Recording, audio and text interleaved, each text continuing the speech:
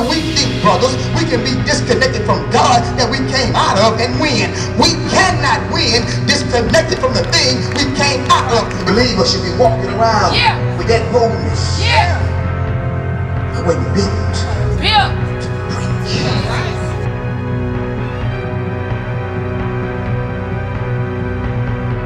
I've made my mind up, and I encourage you to make your mind up to trust God till the wheels fall off. And then if the wheels happen to fall off, I'ma still trust God to replace the wheels or repair the wheels. And if God don't give me new wheels, I'ma trust God for some wings. But I'm not gonna stop trusting God.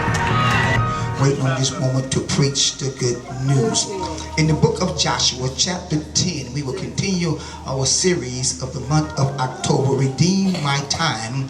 We're now in part 4, and if you have not heard 1, 2, and 3, you need to go to the church website and get those messages. I promise you they will bless you, encourage you, and inspire you all at the same time. In the book of Joshua, chapter 10, turn your Bibles over to verse number 12 and 13. And we want to give a shout out all the way to Puerto Rico. Reverend John Decker is listening to the broadcast Facebook Live in Puerto Rico. Give him a great big shout of praise. And all those who are viewing locally and nationally, we give God praise for you. Joshua chapter 10, verse number 12 and 13 reads, on the day the Lord gave the Amorites over to Israel, Joshua said to the Lord in the presence of Israel, Sun, S-U-N, sun, stand still over Gibeon, and you moon over the valley of Echelon. So the sun stood still and the moon stopped. For the nation advanced itself on its enemies, as it is written in the book of Jasper. The sun, listen to this, church, the sun stopped in the middle of the sky and delayed going down for about a full day, 24 hours. Take your seats and let's have a conversation.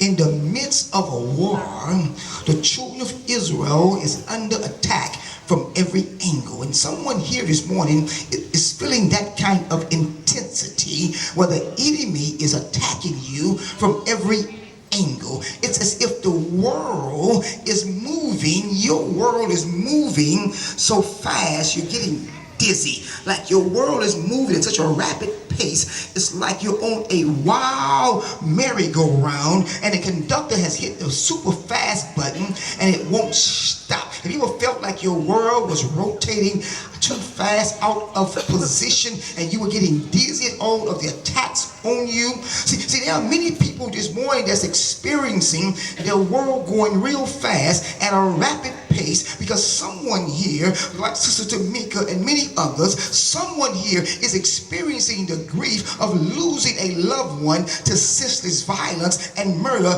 in our city.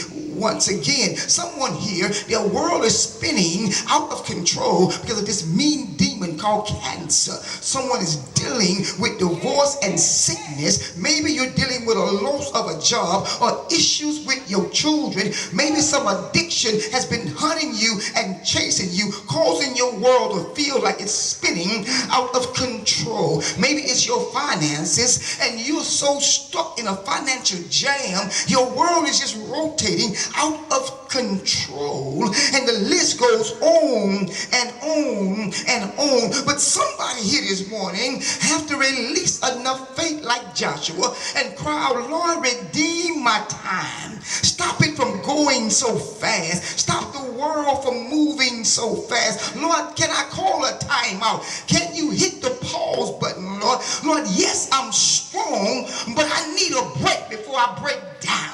Is anybody here under that kind of stress and strain? Look, I'm not doubting my faith. I have a whole lot of faith, but things are going so fast right now. If you don't stop the time right now, I'm about to lose my mind. Yes, I know how to pray. Yes, I know the text. Yes, I know the word. Yes, I know the Lord for myself. But every now and then, the world seems like it's spinning out of control. And Lord, if you don't redeem the time, I may lose it. All right. Yes, sir. So in the midst of this, Joshua prayed a ridiculous time-redeeming prayer.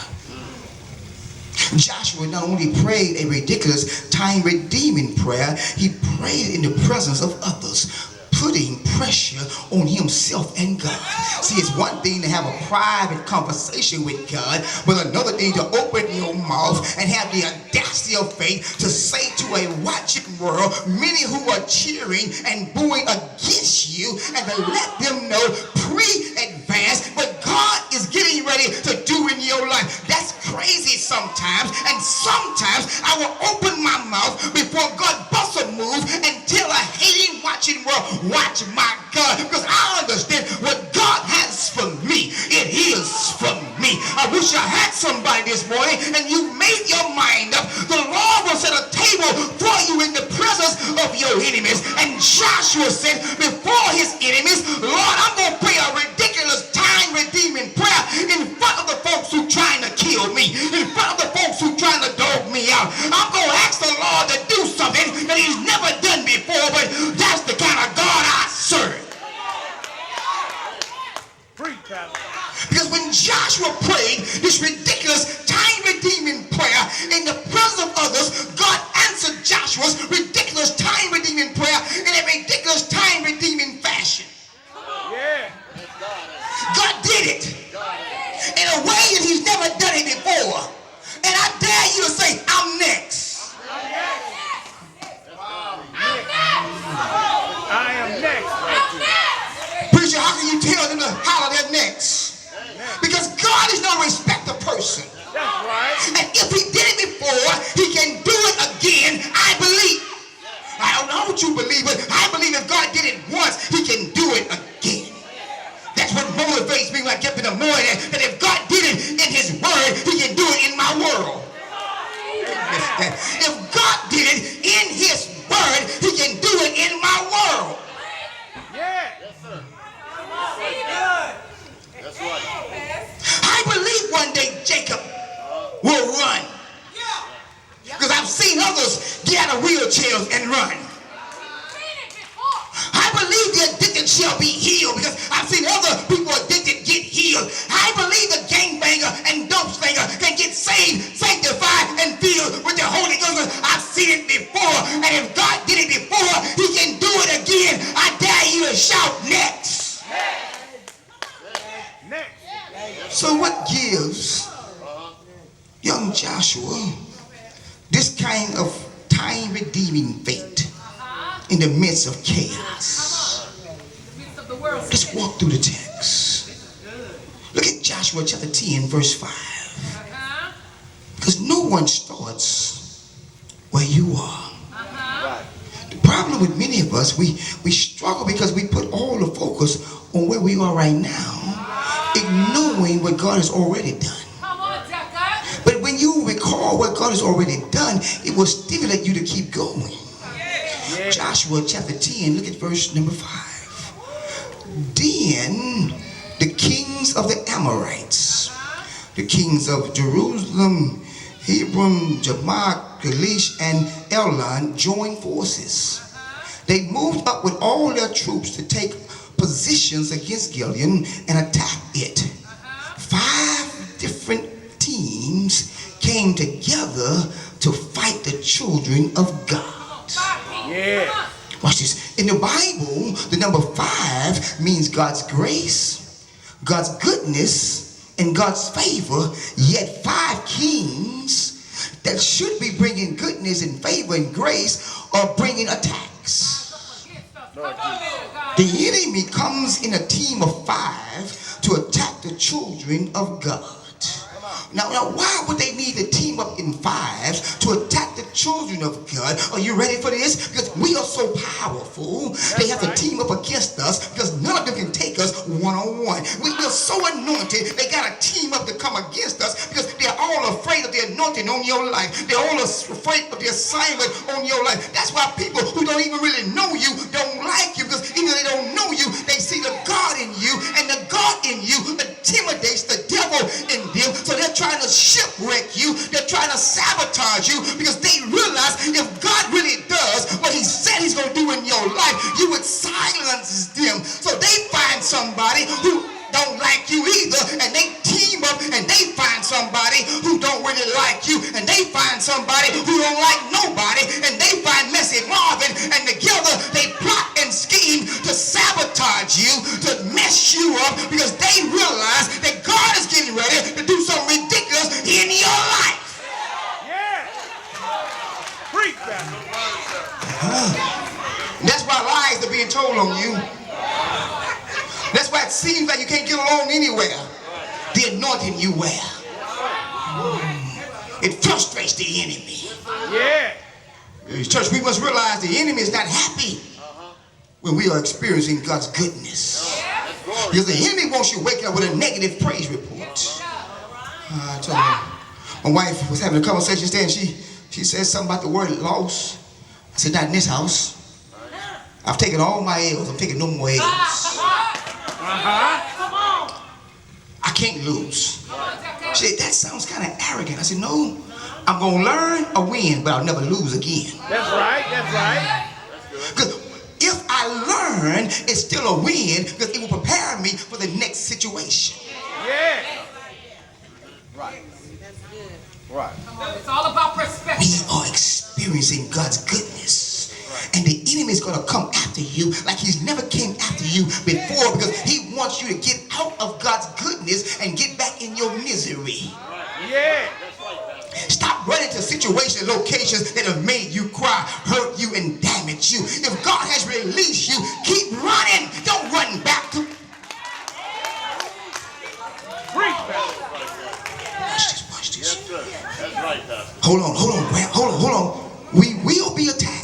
Yes, children of God, we will be attacked from people in high places. 5 kings came together to attack the children of God. But remember, those 5 kings had a lowercase L. Lowercase K. Yeah. Little kings. But we serve the King of Kings. That's right. The Lord of Lords. And no devil in hell can out-muscle and out-maneuver the God I serve, the God that woke me up this morning, the God that created the world that I live in. God created the chaos, and God said, I control the cosmos. Yeah. Waves of fire. From the north, the south, the east, and the west. But they were so terrified, they had to tag in the pits of hell to join their team. That's why it seems like everywhere you go, there's trouble and situations and issues, because they're coming from the north, the south, the east, and from the pits of hell. You got problems in your family, problems on your job, problems with your money, sickness problems. People are coming at you the wrong way at the same time. God, I'm strong, but dang, I need a break. Preach. Preach. I'm anointed, but give me a break. I feel like the old school rapper. I'm too close to the edge.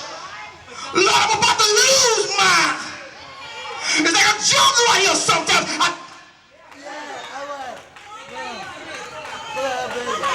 Preach, Pastor. Right.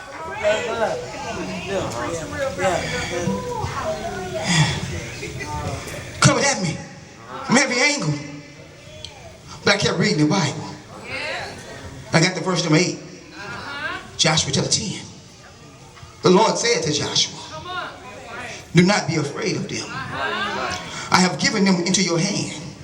Look at your hand and say, all my enemies belong in my hand. All my issues belong in my hand. All my situations belong in my hand. All my dilemmas belong in my hand. Cancer in my hand. Sickness in my hand. Depression in my hand. Evil attacks against my name in my hand. Because if it's in my hand, I can crush it. If it's in my hand, I can release it. If it's in my hand, I can place it where I want to place it. So I'm going to take it out of my mind and out of my heart and out of my life. I'm going to put it in my hand, and I'm going to maneuver it instead of it maneuvering me. Preach, Pastor. The Bible says not one of them will be able to withstand you. You don't know when to shout. God just made you a promise of victory. He said not one of them. Not the ones from the north, the south, the east, the west, even from the pits of hell. I will build my church, and the gates gates of hell shall not prevail. When the church shout right there, we got the victory. Thank you. God promised victory. And see, Joshua had experienced victory in chapter 6 when the walls of Jericho came falling down. What's your Jericho story? What has God given you victory over already? What has God already brought you through? See, if God has brought you through anything, that was God's way of telling you that whenever you get in trouble, you can reflect back to the last time I brought you out and brought you over and brought you through. So don't you panic. Don't you get afraid. I'm the same God. Yeah. See, Joshua knew God's track record against the universe. So you can't beat nature. God looks at nature and says, I'm going to produce water in a desert. God tells water, roll back. So my children can walk through. Yeah. God tells his son to wake up and go tell the wind, peace be still. And the water and the wind obeyed his voice. Yeah. So now God tells time on behalf of Joshua and the children of Israel, stop, I'm God. I control you. You don't control me. God tells time, stop, I'm God. Joshua, don't fear. I got this. Oh, you missed that revelation right there. God says, tell you this morning, don't fear. I got this. Do not fear. An old analogy of fear is forgetting everything already revealed, and that produces fear. But God tells Joshua, don't fear, don't worry, don't doubt. I've already given you the promise. I've already given you the victory. I've already given it to you. Now just walk in it. I dare somebody with enough boldness to stand up and take one step forward and walk in your victory. Tell your current dilemma. Tell your current demon. Tell your current devil, I'm walking in victory. There ain't nothing you can do about it this season. The Lord has brought me too far for me to now. The Lord has done too much for me to doubt now. I'm walking in victory because God said so. Yeah. So I kept reading the Bible. Verse 9 says, after an all-night march,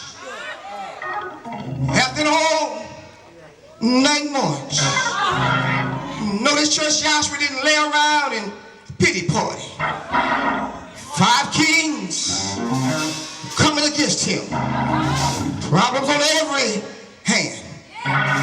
But the Bible says Joshua didn't lay down and have a nightmare. But the Bible says all night he marched. All night he marched. All night he marched. All night he marched. And Joshua took him by surprise. Can I prophesy right here? Can I prophesy right here? For those with ridiculous faith, God is getting ready to give you a surprise victory in a ridiculous way. It's not for everybody right here. Everybody won't grab hold to the prophecy. Everybody won't receive the prophecy. Somebody say, I can't handle all that. That's too much for me, but I come to give you pre-warning.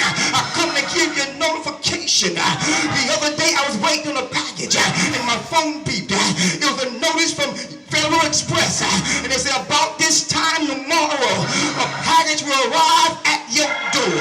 And early Friday morning a doorbell rung. It was a FedEx man at the door with the package that had been promised on Thursday to be delivered tomorrow. What am I telling you right now? If you simply walk by faith, if you keep on marching, keep on believing, keep on trusting God, you getting ready to receive a surprise package. But it's really not a surprise because it's already been laid up for you. God already promised it. It's just a matter of time. It's just a matter of time. I dare somebody to say it's just a matter of time. My breakthrough, a matter of time. My healing, a matter of time. My deliverance, a matter of time. Getting my joy back, a matter of time. Getting my mind back, a matter of time. Getting my peace back, a matter of time. Getting my family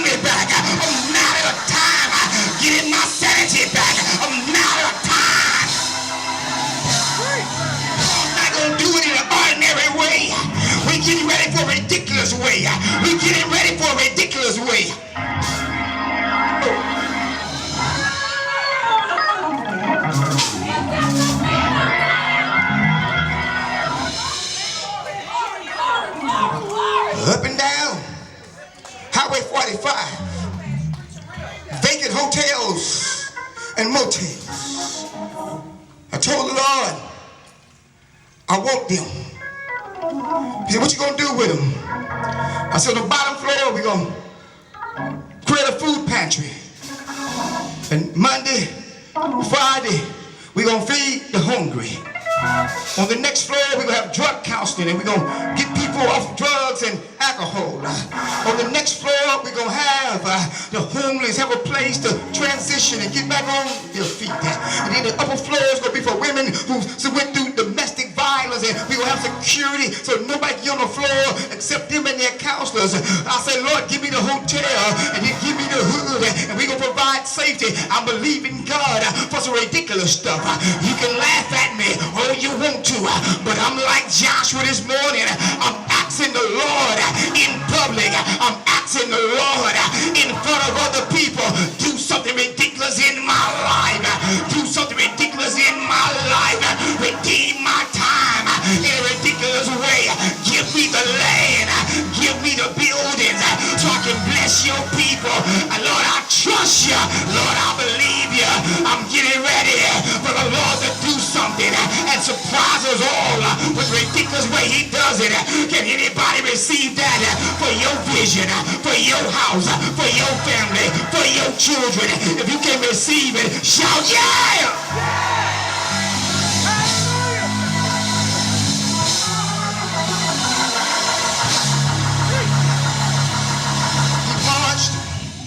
He marched. They marched all night. Joshua worked his faith while he worked. You missed that right there. Joshua worked his faith while he worked. So you want to sit on the couch and watch God work. You want to sit on the pew and watch the preacher work. But Joshua worked his faith while he worked. Stop being lazy. Stop being complainers. Stop being whiners. Stop being welfare recipients. Stop waiting on somebody to rescue you. You better get up and work. Faith without works is dead. Faith without works is dead. My faith is strong and I'll keep working. And I got a hood mindset. I refuse to let any devil in hell outwork me. I'm going to get up early and I'm going to work late.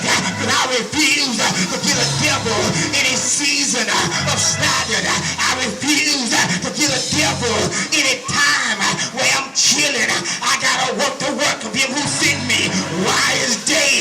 For when nighttime coming, no man can work. I dare you to get off your rear end. I dare you stop whining and stop complaining and work your faith while you work. Because Joshua marched all night long. Joshua marched all night long. But he cried out, Lord, redeem my time. I'm getting weary. Lord, redeem my time. I'm getting weary. Lord, redeem my time. Give me the strength. Redeem my time. Give me a time out so I can keep on marching, so I can keep on moving, so I can keep on pressing, so I can keep on pushing. Lord, redeem my time. Give me a break so you can do something ridiculous in my life. He kept on marching until God said time. And God called time out. Have you ever watched a basketball game and the players were right up and down the court and the coach on the sideline? He wasn't on the court.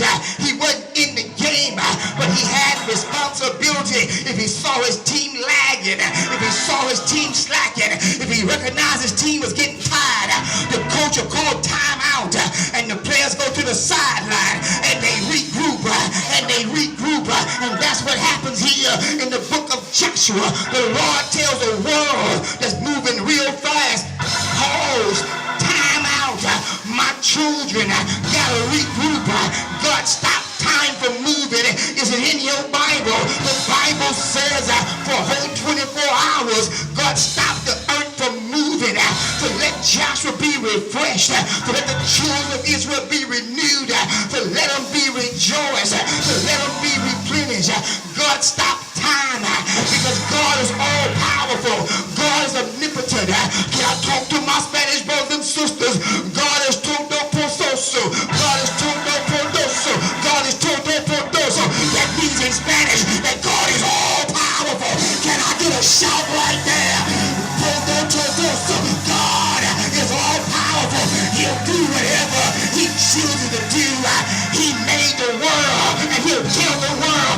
jewelry. Stop, pause, hope, and win, and wow, and win, and wow, and win, and wow. They regrouped during the break. They broke out with a surprise victory. I say they broke out with a surprise victory. Look down your road and say, God's getting ready to surprise you with a new victory. What the devil thought he had done, God's getting ready to turn it into a surprise victory. The devil thought he had frustrated you. The devil thought he had irritated you. The devil thought he stolen your joy and stolen your peace. But God said, pause, time out. I'm getting ready to renew you. I'm getting ready to restore you with a surprise victory. I dare somebody to stand where you are and pray a ridiculous time redeeming prayer. Don't worry about who watching it. Don't worry about who looking at. Don't worry about who else responding. If you need God to move in a ridiculous way,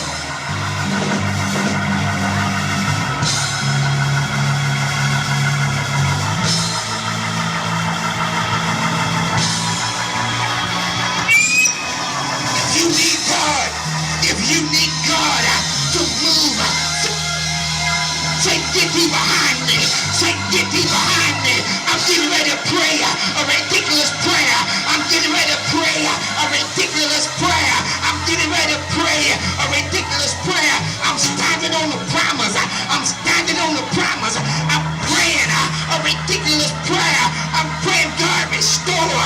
God restore everything the locusts has eaten. God restore everything the devil has snatched. God restore everything of yours. God restore every heartache, every pain, every misery, every negative situation, every negative church hurt, every disgruntled person, every bad memory, every knife in the back, every backslide. Lord, I'm praying, restore, restore, redeem my time. Now, if you got ridiculous faith and you pray a ridiculous prayer, I dare you to shout in advance. I dare you to shout in advance. I dare you to shout before God answers. I dare you to shout victory right where you are.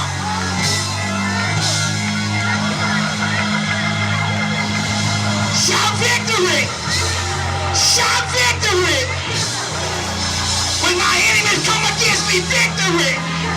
When my haters and foes rise up, victory! When my past try to creep in, victory!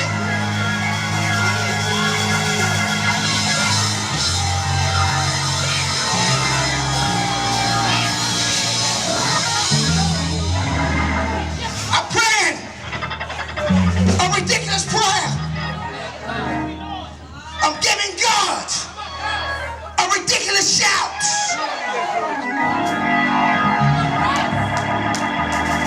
I'm expecting new breakthroughs.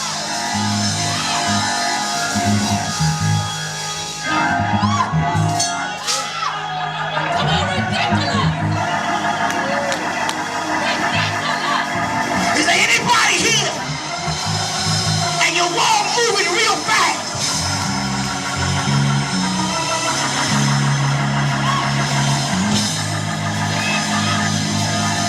I dare you.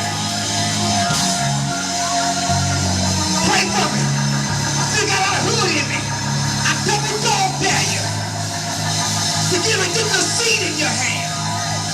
I double dog dare you to get a ridiculous seed in your hand and pray a ridiculous prayer and give God a ridiculous shout and then sow a ridiculous seed and command your surprise victory. I dare you to grab hold to it right now.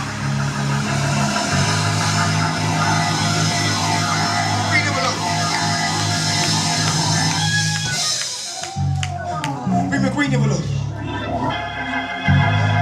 I dare you right now.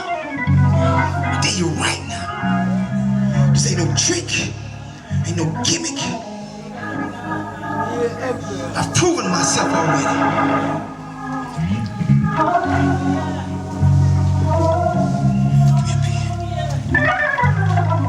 I give beyond this season. Release a ridiculous seed to move God to give you a ridiculous victory. Stand with me now. Wrap onto a green envelope. Everyone that can sow a ridiculous seed. Bring it to this altar right here and stay at this altar. You don't have to fill it all the way out. Just write your whole name and the amount of your seed. If you don't put it in right now, just come now while they're on this floor. Grab a green envelope, put your whole name on it, and the bottom, the amount of your ridiculous seed. If you're going to sow electronically, I'll release you. Go back there in a second, but right now I need you at this altar.